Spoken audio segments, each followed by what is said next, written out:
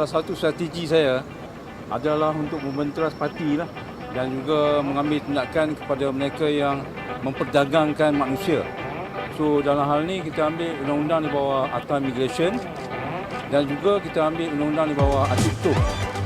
So dalam hal ini kita pada tahun ini telah melaksanakan operasi iaitu kali ke-6. Pada hari ini adalah kali ke-6. Iaitu bermula pada Januari tahun ini kita telah buat 5 kali dah.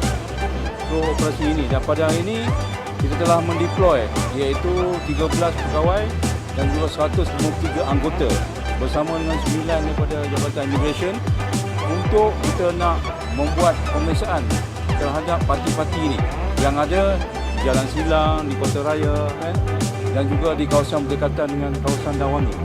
So pada hari ini kita tumpu di daerah Dawangi dan mungkin kali ke-7 nanti kita tumpu di daerah lain pula untuk kita nak memastikan bahawa tindakan kita berterusan untuk menangkap parti-parti yang ada.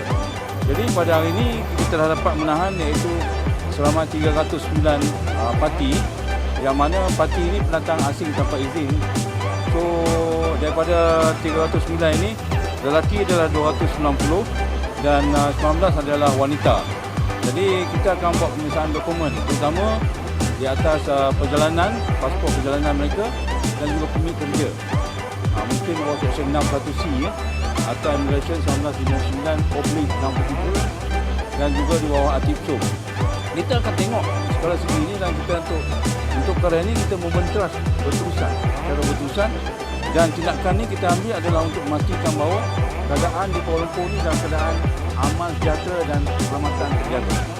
Jadi untuk sebelumnya iaitu 5 kali yang kita telah buat operasi ini, kita telah dapat menangkap iaitu seramai 896 lelaki dan 60 wanita. Jumlah 956 warga asing yang kita telah buat tangkapan.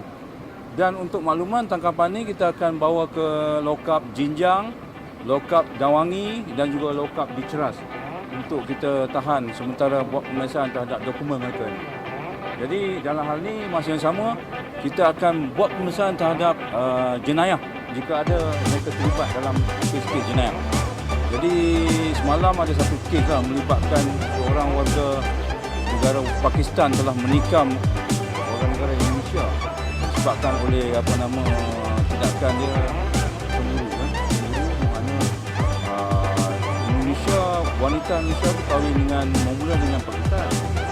Kemudian dia cerai dengan Pakistan, dia kahwin dengan Indonesia. Lepas itu disebabkan orang Pakistan telah menikam orang Indonesia, tangkapan telah dibuat.